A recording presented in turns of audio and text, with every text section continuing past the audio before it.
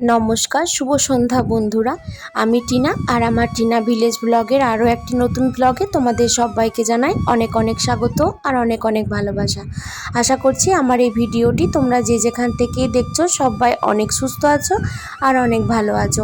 আর তোমাদের ভালোবাসায় আমিও আগের চাইতে অনেকটাই ভালো আছি। তো অনেক দিন পরে আজকে আবার ভিডিও শেয়ার করছি। তো ভাবলাম যে না, অনেকগুলো দিন আমি ক্যামেরায় হাতও দিইনি। আজকে সকাল থেকেও কিন্তু আমি ক্যামেরা হাত দিইনি পর্যন্ত। তো মোটামুটি কাজকর্ম করতে পেরেছিলাম সকালে উঠে। তো রান্নাবান্না বিশেষ কিছু করিনি, তার জন্য আর দেখানোর মতো কিছু ছিল না। তাই সন্ধেবেলা একটু রান্নাবান্না করতে হবে, তাই ভাবলাম যে বিকাল থেকে চলো ক্যামেরাটা অন করা যেতেই পারে। তো বিকাল বলতে 6:30 মতো বাজে, আর তাই তোমাদেরকে শুভ সন্ধ্যা আর কি উইশ করলাম।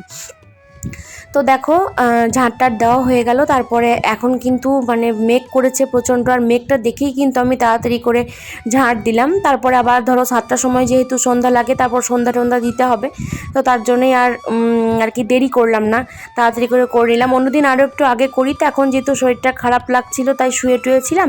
তারপরে ঘুম থেকে উঠে আর কি এটা কাজটা করে নিলাম। তারপর এখানে মা আমি গল্প করছি, বাবুও আছে তার সাথে।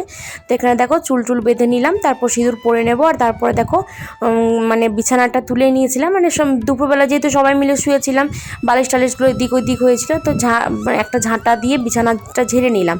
তারপরে কিন্তু যে মেঝেতে যে নোংরাগুলো পড়েছিল, তারপর ধরো চুল আঁচড়েছে, মাও আঁচড়েছে, বাবুও এদিক ওদিক করেছে, তো সেগুলো নোংরাগুলো ছিল, বিকালবেলাতে একবার করে ঝাঁট দিতেই হয়, তো সেটাও ঝাঁটটা দিয়ে নিলাম।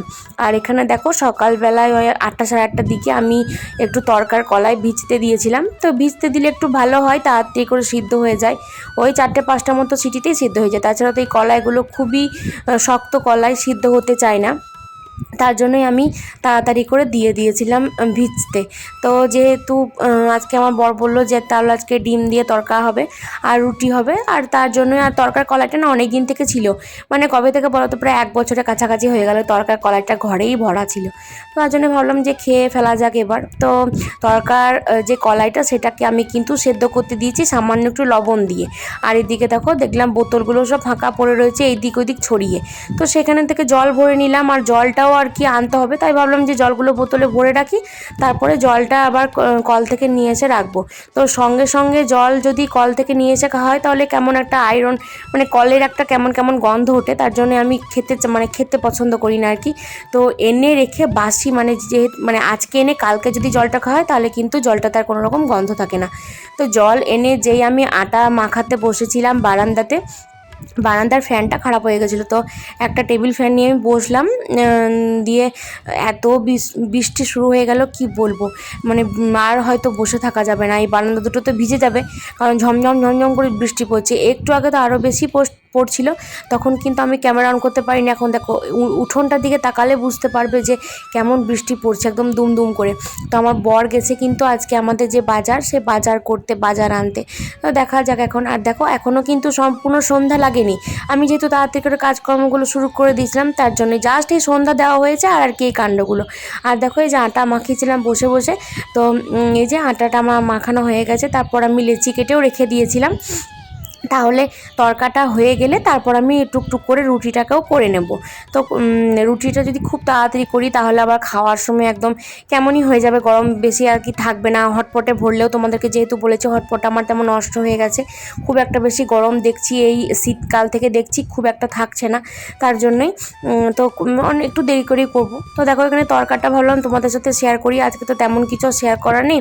এখানে দেখো অনেকটা পরিমাণ তেল দিয়েছি, আর চিনিটা দিলাম একটু ক্যারামেল টাইপের হলো, তারপরে কিন্তু আমি পেঁয়াজগুলো দিয়ে দিলাম। তো বিশেষ কিছু রান্নাতে আমি কিন্তু এভাবে চিনি পুড়িয়ে রান্না করার চেষ্টা করি, খুব বেশি পুড়িয়ে দিও না আমার দেখে আবার আমি একটু বেশি পুড়িয়ে ফেলেছিলাম। তবে এটা যেহেতু কলাইগুলো অনেক রকম ছিল তাই কিন্তু তেতো লাগেনি, কিন্তু অন্য কিছুতে যদি দাও তাহলে কিন্তু এটা তেতো লাগবে।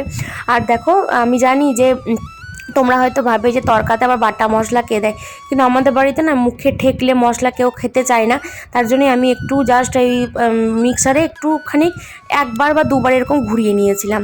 তাহলে কি হবে, একটু সে কুচিও থাকলো না, আবার খুব যে একদম মিহি পেস্ট হয়ে গেলো তা নয়। তো টমেটো দিতাম, কিন্তু টমেটো যেহেতু বাড়িতে ছিল না, আর আমি মাকে বলতে ভুলে গেছিলাম, ডিমটা আনা করলাম তখন আমি দেখতেও ভুলে গেছি যে ফ্রিজটা খুলে দেখি যে টমেটো আছে কিনা, তো সেটা দেখিনি, তার জন্যই আর দেওয়া হলো না। তার জন্য আমি কী করলাম, একটু টমেটো সস ছিল তো সেটাকে দিয়ে দিলাম। তো আমার বরের কিন্তু আজকে দিনে আসতে একটু দেরি হয়, কারণ ধরো মানে মোটামুটি ঘর সংসারে যা কিছু লাগে, তারপর যদি কারো ওষুধপত্র লাগে, বাবুর খাবার টাবার আজকে নিয়ে আসে, সবজিপাতি যেটুকু লাগে সেটুকু সব কিছুই নিয়ে চলে আসে মোটামুটি।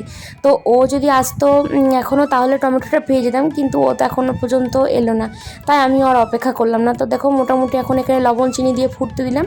তো দেখো অনেকক্ষণ ফুটে যাওয়ার পরে যখন একটু হব তখন কিন্তু আমি ডিমটা ভেঙে দিলাম। তোমরা কে কেমনভাবে করো আমি জানি না, কিন্তু আমার কিন্তু পার্সোনালি এটা ভালো লাগে। তবে আমার বর বলে যে প্রথমে ডিমটা ভেজে তারপরে যদি তরকাটাকে দেওয়া হয়, মানে একবার নামিয়ে রেখে, তো তাতেও কিন্তু খুব ভালো লাগে খেতে। কিন্তু আমি জানি না, কেননা আমার এরকমভাবে কাঁচা কাঁচাই খেতে ভালো লাগে। আমি একটু অড জিনিস খেতে পছন্দ করি, যেমন ডিমের অমলেটে আমি একদম লবণ দেওয়া খেতে পারি না, মানে লবণ ছাড়াই আমার খুব ভালো লাগে, মানে তাতে যদি একটুও না দাও তাতে আমার আরও বেশি ভালো লাগে। তো এরকম অড জিনিস আমি খাই। আর দেখো কয়েকদিন পরে আর কি, মানে কয়েকদিন বলতেই কালকে আমরা আর কি সিউড়ি যাব, তো তার জন্যই একটু প্যাকিং করছিলাম, মানে সব কিছু বের করে রেখেছিলাম, তো তখন আর করা হয়নি, তার জন্যই আর কি এখন ব্যাগটা গুছিয়ে নিলাম। আর দেখো কেন যে আমি ক্যামেরাটাকে নামিয়ে রেখেছিলাম ভগবান জানে। তো যাই হোক, সব কিছু রেডি করে ভালো করে গুছিয়ে নিই। তো আজকের ভিডিওটা এই পর্যন্তই তোমাদের জন্য। দেখা হচ্ছে খুব তাড়াতাড়ি নতুন একটা ব্লগের সাথে। ততক্ষণ পর্যন্ত সবাই ভালো থেকো, সুস্থ থেকো, সাবধানে থেকো। আর হ্যাঁ, ব্লগটা কেমন লাগলো সেটা কিন্তু কমেন্টে জানিও। টাটা।